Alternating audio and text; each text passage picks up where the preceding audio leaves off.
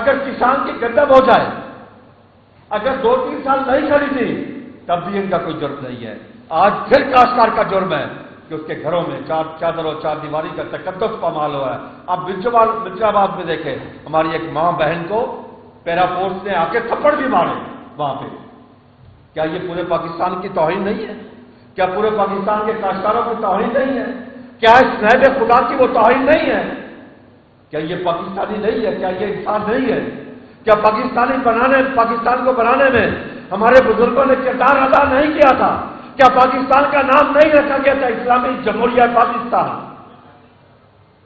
کیا اس اسلامی جمہوریہ پاکستان میں کسی کسان کو، کسی غریب کو، کسی مزدور کو اس ملک میں مفت اور بروقت انصاف مل سکتا ہے؟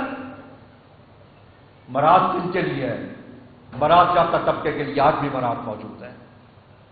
آئی ایم ایف ان کو کچھ نہیں کہتا۔ آئی ایم ایف نہیں کہتا کہ ایک وزیر کے پاس 2 گاڑیاں کیوں ہیں۔ آئی ایم ایف نہیں کہتا اسپیکر کی، چیئرمین سینٹ کی، M P M L A کی 500-600% تنخواہیں کیوں بڑھائی گئی ہیں۔ آئی ایم ایف یہی کہتا ہے کہ کاشتکار سے گندم نہ خریدو۔ بھئی اگر آئی ایم ایف نے کہہ دیا تھا کہ کاشتکار سے گندم نہ خریدو، ڈی ریگولیٹ کرو، تو پھر end to end deregulate کرو نا، آئی ایم ایف کی مانو۔ ہم ساتھ کھڑے ہیں، ہم خود چاہ رہے ہیں کہ ہماری تمام فصلوں کو end to end deregulate کرو، نکل جائے حکومت ہمارے اس مسئلے سے۔ اگر چینی کو لے لے، گنے کو لے لے، اب ہمارے پاس تقریباً اس وقت 20 سے 25% گنا زیادہ کاشت ہے۔